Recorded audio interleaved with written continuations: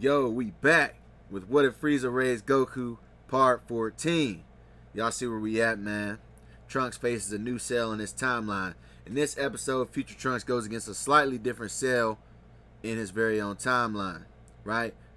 Last episode, at the end of the last episode, I asked you guys to put in the comments if you wanted to see a female cell or the OG cell we're familiar with, and female cell got more likes. And to be honest, that just made my job harder because I could have just used images of an already established cell instead of creating brand new female cell pictures. But I'm a man of the people, so hit that like button and we'll call it even. So let's get into a quick recap and then we'll go from there. Right? So Kakarot tells Future Trunks that he's going to travel with him to his timeline to help him get rid of the androids as a favor, since the team helped him unalive King Code. But before that, Bulma, Kakarot, and Trunks go watch the world's martial arts tournament. Yamcha makes a surprise appearance and defeats Tien in the final, shocking everyone, and Kakarot was unable to sense any key energy from the Desert Bandit. After the tournament, Kakarot and Trunks hop in the time machine to handle business. Kakarot pulls up on the twins looking to up the score on his kill counter, and the androids are happy to finally get the opportunity to fight and unalive the legendary Goku, because they think he's just Goku. Kakarot proves to be too much for delinquents in his Super Saiyan 1 Grade 2 transformation. Android 17 and 18 get desperate and hurl a blast in Trunks' direction for a distraction. Kakarot intercepts the blast, and when the smoke clears, the androids had already ran off. They did the race and flew off into another direction. The twins think they've successfully escaped when they rest inside an abandoned building until Android 18 is absorbed by an imperfect cell. To 17's horror, which also gives Kakarot something to sense after cell transforms. So he senses imperfect cell's transformation. Right? Which brings us back to the beginning of this episode. So let us begin. The light show ends, leaving behind a horrified Android 17 looking at some green freak that sucked up his sister like it was Kirby, who had a playful smile on her face. The awkward tension is pierced by the arrival of an unamused Super Saiyan Kakarot looking down at the pair. Semi-Perfect Cell looks intrigued at the sight of the golden Goku levitating above her and asks the Saiyan if he likes her new look, but the Saiyan remains silent as he lands on the ground. Cell rushes the Golden Warrior, wanting to test out her new form, and Kakarot clashes with the green humanoid, and the pair dance around city ruins in a competitive battle. Kakarot fires out death beams, and Semi-Perfect Cell launches a barrage of energy volley attacks. And the sky lights up when the blasts cancel each other out, showing the spectacle of a deadly disco. Then they match each other with a concentrated blast that shakes the area when they collide, and it's apparent that Kakarot's blast was slightly stronger. Slightly the stronger of the two send the cell back into a broken down building.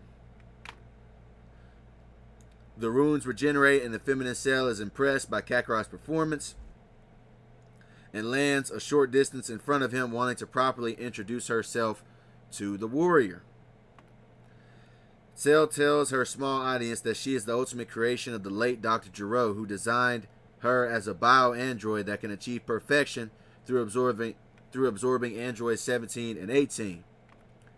Kakarot listens to the bio-android while thinking to himself that he knew that Dr. Gero couldn't be left to his own devices and planned on seeking him out when he got back to his timeline, just in case he tried to pull something like this. Future Trunks listens to the story, angry at Dr. Gero for creating all these monster androids that wrecked his timeline. And Android 17 hears the information and narrows his eyes, not wanting Cell to turn him into her next victim, as she eyes him like he's some sort of snack. Suddenly, Kakarot drops his battle stance and begins to laugh maniacally, which places a look of confusion on the female cell's face, as she wonders what he finds funny about this situation. Kakarot grins and investigates the direction of Android 17. Well, don't let me stop you from achieving your goals. I don't want to save this metal man anyway. Semi-Perfect Cell is pleased with what she was hearing and licks her lips as she locks her eyes on her next target. Then suddenly Future Trunks steps in front of 17 defensively, which surprises the delinquent, and Trunks boldly says that he cannot allow another android to become even stronger than the two that ruined his life. Cell is amused by the brave teen Super Saiyan and calls him an idiot for standing up for someone whose squad wiped his side with his twin sister, and Cell also can tell that she is clearly stronger than Trunks.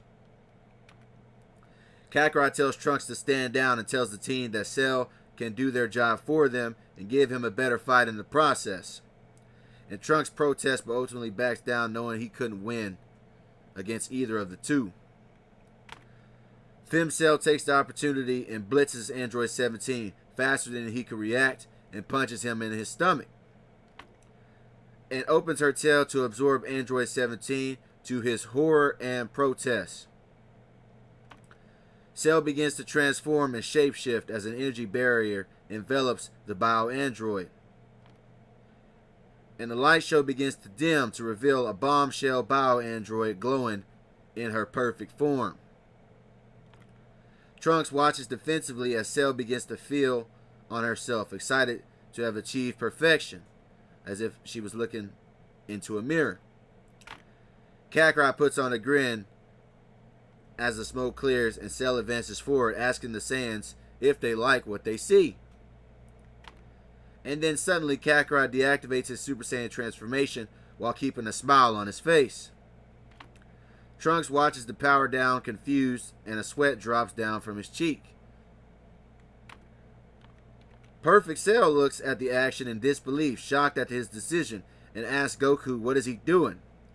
Kakarot cracks his neck and tells Cell that he has used up too much energy fighting the androids and needs a day of rest before they battle. He had to take a dual blast from the pair to protect Trunks, and that took some energy out of him, and then he used even more against Cell when he was in when she was in her semi-perfect state.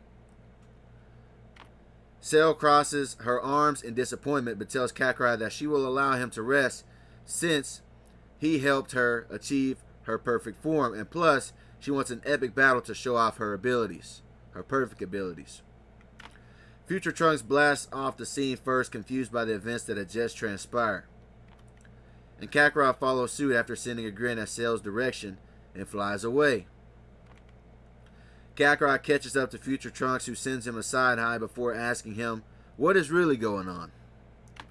Kakarot tells Trunks that Perfect Cell is stronger than them both and that they didn't stand a chance as they are now against that current state.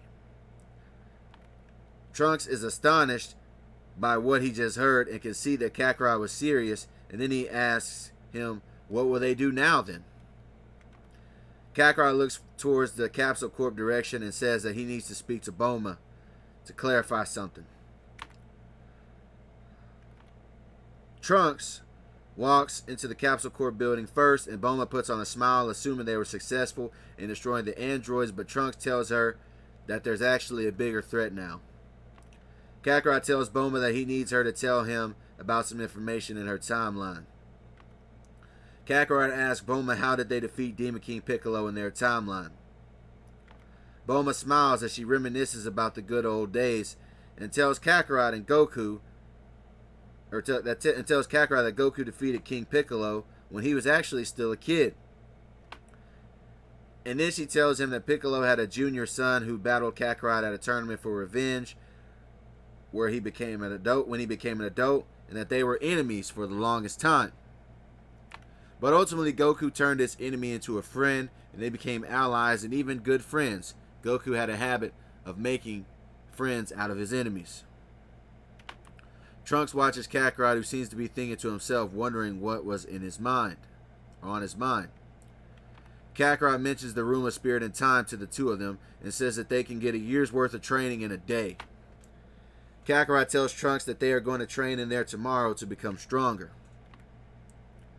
Later on, Bulma calls Chi-Chi on the phone and tells her to come over, which alarms the woman, wondering what's going on. Chi-Chi walks in and sees a man that looks like her husband and blinks in disbelief, and Kakarot wonders who's this woman and why is she looking at him like that. Chi-Chi rushes Kakarot into a hug, thinking he was her Goku, and Kakarot looks at her confused by the affection, but Bulma tells her that this isn't their Goku that they know, and he's from another timeline.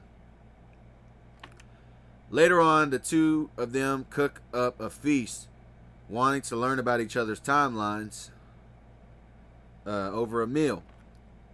The two Saiyans eat like champions as they eat like feral savages, devouring their food. Kakarot learns about Goku and his family, and they discuss the good times to him, which leaves him shocked at how different his counterpart was than he himself is. And seeing that Goku had a relatively good life, but also seemed to be quite idiotic. Bulma puts a lot of leftover food in her capsules for the pair when they go into the time chamber so they can eat. The next day, Kakarot tells Trunks that it's time for him to become a real Saiyan warrior. Before they went, Bulma gave the two some new Saiyan armor to train in for the Room of Spirit and Time, and waved them off when they went toward the lookout, wishing them success in their training. And that's where we're going to be ending things today. Let me know in the comments what y'all think about this episode and what y'all think about the female cell design, or what I say, fem cells design. Also like, comment, subscribe. I'm out. Peace.